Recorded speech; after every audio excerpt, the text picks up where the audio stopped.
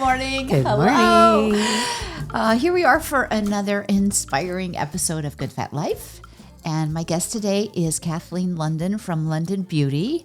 And it's time to have, a conversation about women. Yes. Right? And beauty. Yes. Feeling pretty and Yes. being strong and all of those things. Yes. So, and before we get started, I just want to remind our community to check out goodfatlife.com. And I just last night was reviewing the next issue. Oh. And so it's actually overflowing.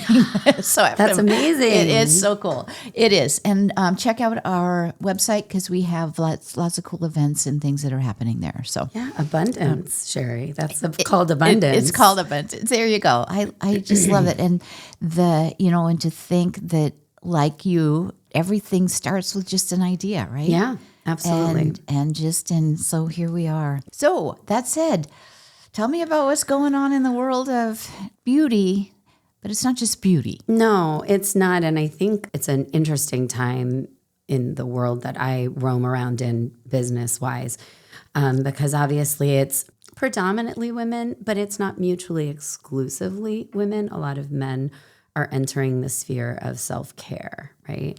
And they should. They should, yes. We were just talking about, being ill. Mm-hmm. And the minute that you don't feel well, everything else is just doesn't matter anymore. Yeah, and I think speaking of like women and a sense of control or power, the thing that I think is incredibly interesting, it has historically been a woman's field, right? Beauty and skincare and creams and potions and lotions doesn't mean it's mutually exclusive to women, or is that men who experience that are somehow not masculine. Like if we get outside of that kind of idea that, if I call myself a feminist, I am excluding men from the conversation. That is not what it's about. It's so interesting you bring that word up because last night I had book club, right? Which I absolutely adore, but we were talking about that term. Mm-hmm. It's not it's like, what was somebody said? It was like pejorative, where it's negative. Right. But it's not. It's not. And technically, like I'm sure, like any word, right? It's gone through its phases. But like even just bringing it back to like the world of cosmetics and beauty, just because it has historically been seen as feminine, if a man steps into that world, does that make him less masculine? No, absolutely not. It's kind of that it's equal to all. So yes, there is a lot of innovation happening right now in the field by women and for women, but it's for skin. And I don't know, last time I looked at a dude, he had skin too. And we're learning from men's skincare certain things. That's like kind of dermaplaning came into popularity because men many times don't have strong lines around their mouth. And like these marionette lines and the fine lines around their lips aren't as strong on men. And what they realized is because they're daily exfoliating using a razor. So that's kind of the dermaplaning philosophy. You're kind of... Well, and you're also massaging that area too. Well, you're creating blood flow. Right, okay. And anytime you create blood flow, that creates oxygen, and which produces collagen, which creates like a whole like energizing effect for your skin. And plumping and all those things, right? So it's not mutually exclusive. And I think that's something we were talking about before we went on air, that like winning and losing, male and female, these are not mutually exclusive of each other. Like if I have a good day, it doesn't mean you have to have a bad day. Not at all. In fact, if you have a good day, you can help if I'm having a bad day, you can elevate my day from a bad day to a good day. And I can also choose, if you're having a bad day, does that mean that I get to fall into the pit of your bad day? No. And I think that's where like beauty and the realm of beauty and even like whimsy, color, fashion, all these things, they help us crawl out of sometimes that bad mood. And I don't mean overconsumption or like spending more than you should. Like obviously we have to be responsible consumers.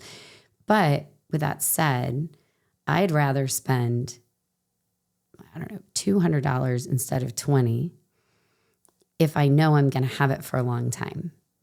So Right. I'd rather spend $200 once than $20 5 times. Right. Right.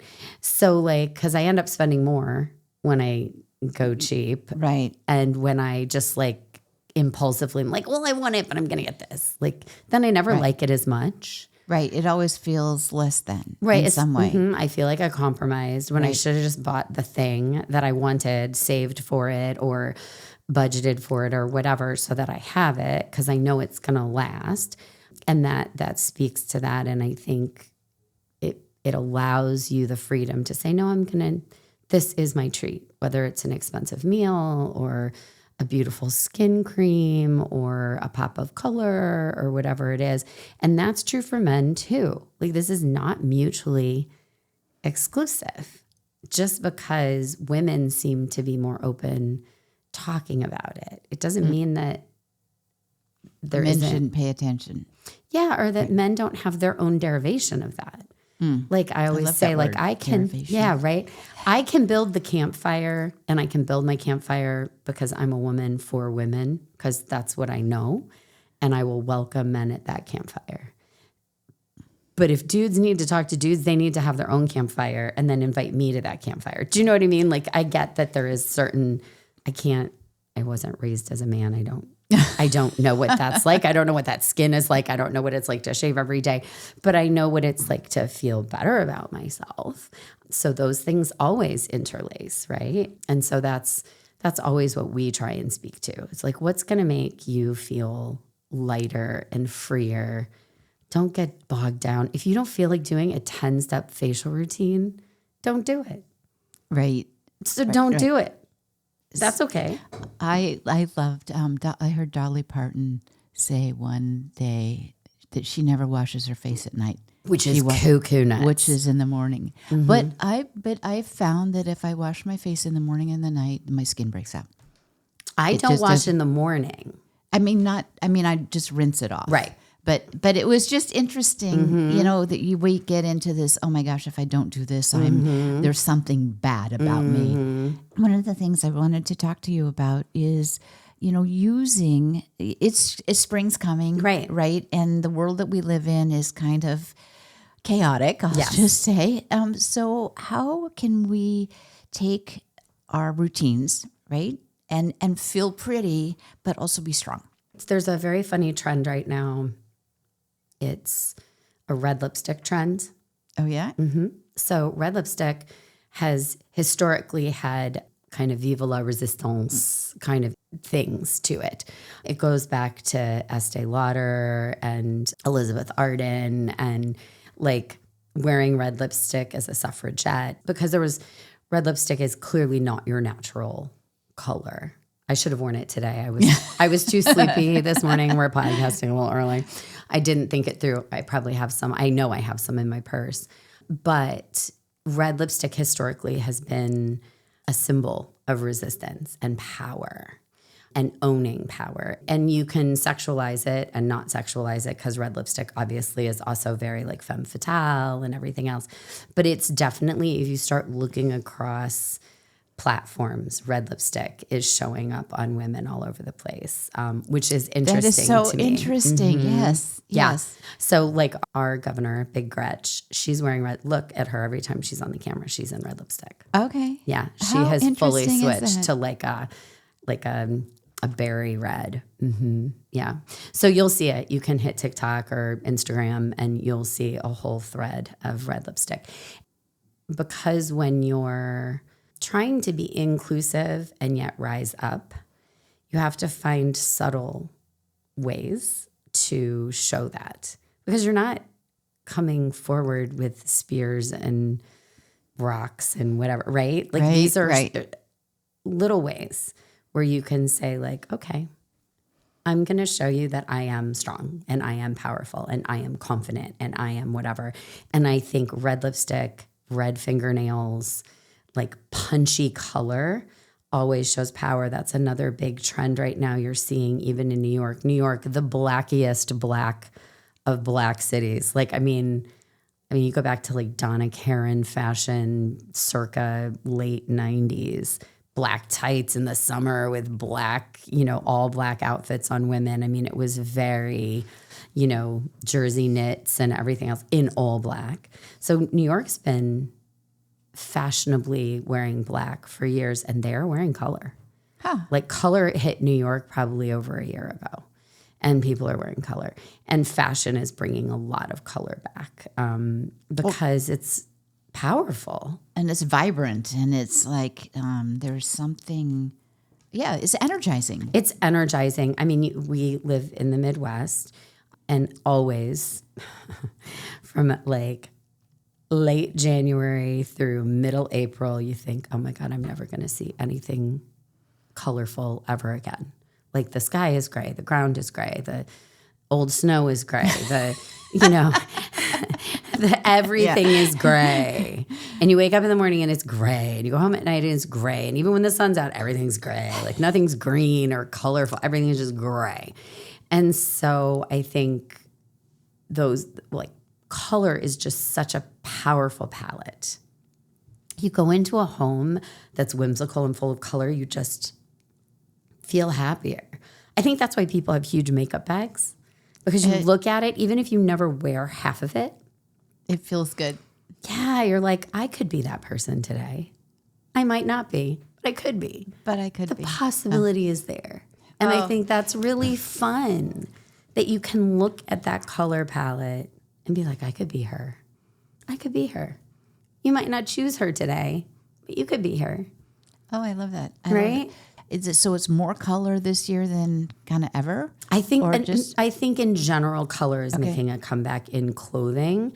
Ironically, in facial, like makeup, things like that, color, foundation, everything is peeling way back.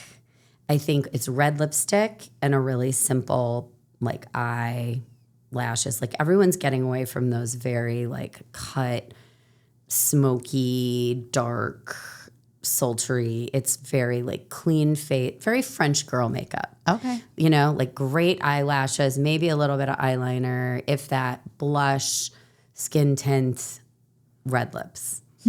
Like it's very like fresh faced with this like punch of a great lipstick. There's some, as you're describing that, I'm feeling this sense of energy, like energy, right? And ownership. Like, and I get to reclaiming choose. your time too. So we were talking about that a little bit. Like there's that thing of I have to do it all right now. Yeah, and that gets, okay, so during COVID, everyone did a 10-step facial routine at home, right? Because everyone was stuck at home. They couldn't go to their spa or wherever they got their facial stuff. So they bought a ton of stuff and they'd sit at home for 3 hours and do these routines, which was super fun. I think a lot of people... We had to do something. Yeah, and I think a lot of people learned about skincare and learned like, oh, if I take care of my skin, I don't have to wear as much makeup. Because if your skin is good, rock on. You don't need as much foundation. So I think people started to figure that out. And now I talk to people all the time. They have this little bit of a struggle. Like, do I have to do all that? Like, do I need to do? It takes so long. I don't want that. And it's the same with makeup. They're like, ugh, I have to go back into the office. Do I have to go back to, 2019 me where I did all this makeup too? And we're like, no, absolutely not. Like, well, and it's not just makeup. It's like we got so used to wearing sweatpants and T-shirts. Yeah. I think there's a happy in between where we take care of ourselves and do the things that make us feel put together, right? Because we don't need to couch rot all day. But the flip side is disgusting. I know, but that's what it is. We've all been there with the blanket and the cushy couch, just Netflixing our way through. Like for me, it's that what can I release and what can I hold on to, right? So you can give yourself permission to do 2 steps of your 5 steps or 1 step. You know what I mean? You don't have to do the 2 steps that make you feel good. Like this is not a forced march. And like take care of yourself, right? Like, well, and I was listening to a study on neuroscience this week, and they were just saying kind of exactly that. Chemically, when we do things that we don't want to do, even if it's taking care of your skin, right? Or your makeup, when it feels like a forced march, it releases negative chemicals in our body. That's interesting. And I had, I'm just studying the science around it. But if we do something that makes us feel good, it's like, oh, I can't wait to wash my face with this amazing stuff or use this. I mean, the products, I mean, full disclosure, the products I get from you are amazing. Yeah. They're expensive. Yeah. And to your point, I don't have to they last forever. But they feel so good, and I look forward to it. Yeah. And that releases good chemicals. Yeah. And so it's not just, we think of these things as kind of like surface, but they're not. They're not. One of the brands that we work with, a brand called Natura Base, they're, I think, 40 plus years old, out of Barcelona, Spain. Skincare company. They've been around forever. They were one of the brands kind of during the La Mer craze that was like really pushing the envelope on potent ingredients in skincare at this like higher price point. Because they had done a lot in a like what I would call like mid-tier or aspirational luxury price point, but then they really pushed up into like a high price point because they started combining all sorts of like really powerful ingredients with skin activating ingredients and all this really cool stuff. But the other thing they started doing, they set up a 7-year like study with a neuroscience group out of Germany. And so they would do all this stuff where they would do your facial with touch and then put you in a similar like relaxing biosphere kind of area, like same kind of like very chilled environment. Do everything the same except no touch. Okay. It was a night and day difference. They said it was like the touch, just the sheer going through a facial with like intentional touch from someone else raised your overall well-being by like 70%. It lowered your cortisol, raised your oxytocin. So your overarching well-being was up by like 70% at the end, just using intentional touch. Wow. And that's the thing I think post-COVID that was so dramatic about that study, which they started pre-COVID, obviously, is that we lost a lot of touch during COVID. And I think because we've all become so isolated in our spheres, right? We were working from home. We've lost what they call our third spaces. I don't know if we've ever talked about that, but like there are first spaces, second spaces, and third spaces. Your first space is like your house, your home, your family. Your second space is usually your job, your work, your other place. And then your third space is like the barbershop, the hair salon, the coffee house, the third place, or the yoga studio, someplace you go outside of those two main places that gives you a sense of community. And for a lot of people, it is, beauty driven, even for men, the barbershop, the whatever, right? Oh my gosh, I love my hairstylist. Right. I mean, it's just You look forward to it. Being in her chair is just such a treat. Yeah. It's a sense of community, right? You get to catch up. You talk to the person next to you. There's like, same with like, if you go to a coffee house. I mean, Friends was based entirely around a coffee house. You sit in, hell, Seinfeld too, like in that diner. That was their third space. Gilmore Girls, the town, right? So third spaces are huge. And we absolutely 100% lost our third space during COVID. We even lost a lot of our second space because we were Zooming in. So it's created this environment where a lot of people feel like they're not being touched, casual hugging, like intentional touch, seeing a facialist, getting a massage, all those things that were a little more commonplace have become a little less commonplace. They've also become something that feels very luxurious, right? With the prices of things like skyrocketing, right? And if you look at a spa, like a destination spa in Vegas or Miami or New York, the prices are insane, right? They're $300 for a service that at your local place is half of that. But it's still a luxury, right? So I think people are struggling with like, how do I do this? Because they lost it for so long. How do I put these pieces back together? But from what I'm seeing is that we don't even realize we've lost it because it's been like that frog in the hot water, right? It started, COVID started, and we got used to this stuff. Yeah. And so there's this sense of anxiety, kind of a minor anxiety or unrest, and we don't know why.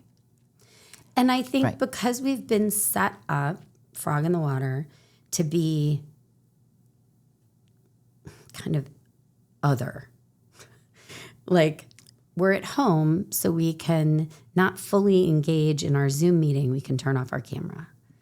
We're a little removed. Or we can wear our pajama bottoms, right? We can be a little removed. Right. So everything we do feels like effort. That's interesting. So that's why I think when I talk to people, they're like, I don't want to work that hard at my makeup, or I don't want to work that hard at my skincare. I don't want to do, like, it's always like, it feels like so much effort, and it doesn't have to be effort, right? Like me reaching out and like holding your hand. Like that it feels lovely. Right. Like, this is effort.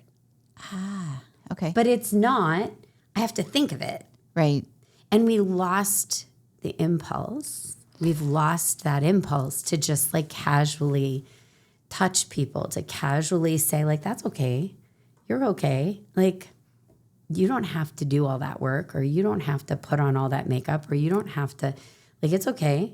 But we still have to connect, right? Right. But there's kind of a balance there in the way of there's something empowering about making that effort. Right? It's like that's leadership in my mind. That's interesting. An interesting idea, because there is something powerful, empowering about going through that process. And like this morning, I mean, we're here early, right?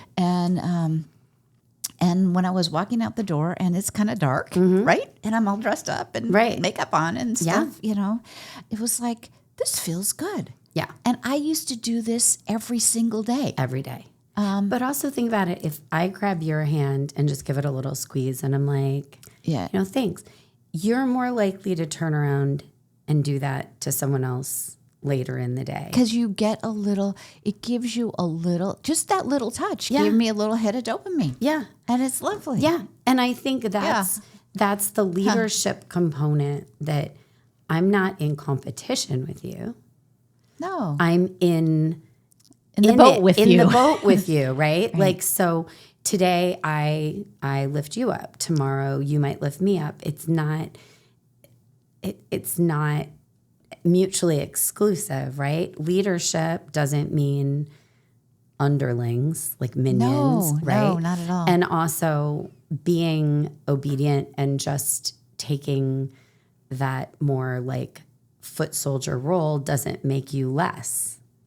Because sometimes you need to be a foot soldier. And I think sometimes we have to release our sense of obligation, release our sense of, I have to do all this because no one else will step up, and just put in the work and let someone else be the leader, right? Like there's no, it's an ebb and flow. It's an let it ebb and flow. Let it ebb and flow. And I think that's what I think people are in this moment.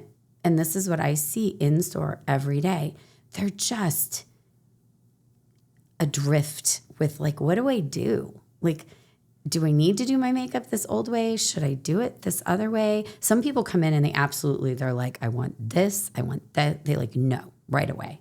Right. But for everyone that's like that, there are 10 that are like, I don't know, I feel like I'm doing it wrong.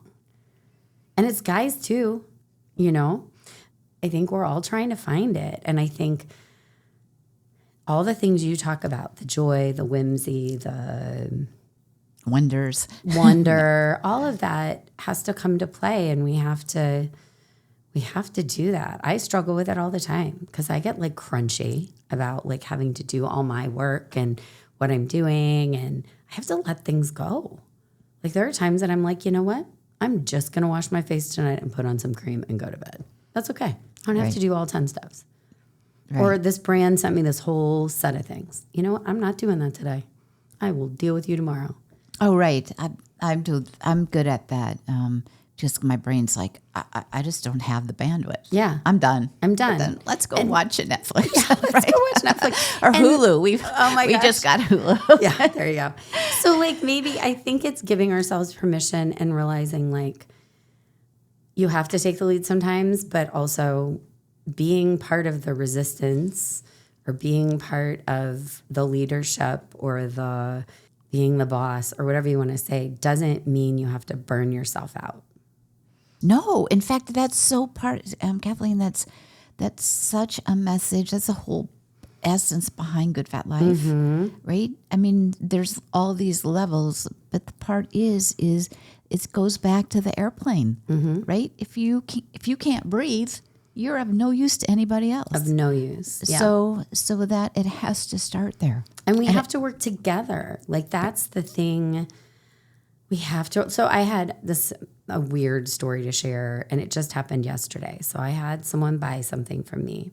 I wasn't there. One of my younger, team members sold it to this person. And it was a mistake. She doesn't usually work in this one store. And the person came in, asked for it. She didn't see it. She opened the drawer, saw it, grabbed it, rang it up. Person left. Person got home and found out it was an open tester. Oh, okay. It happens. Right. Like it was unintentional. She didn't realize. She didn't look. She's not familiar with that particular brand. Didn't know if it should come in a box or not in a box. Like she just didn't know. So she saw it in the drawer and was because someone had probably just sold one the day before, chucked it in the drawer, and it wasn't labeled. Fair. So the client called. We said, we have another shipment coming in. You can wait for that or you can return it. Like absolutely we don't sell testers. Right. Not an issue. Not an issue.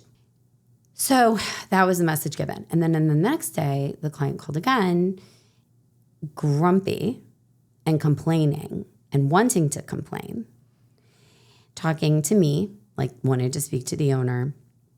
And I started to say like, oh, I'm so sorry, blah, blah, blah. I thought you knew, we'd take it back, and what I just said to you. Right. Got irate with me about, you're arguing with me. I don't need to hear excuses, blah, blah, blah. So I'm like, it's fine.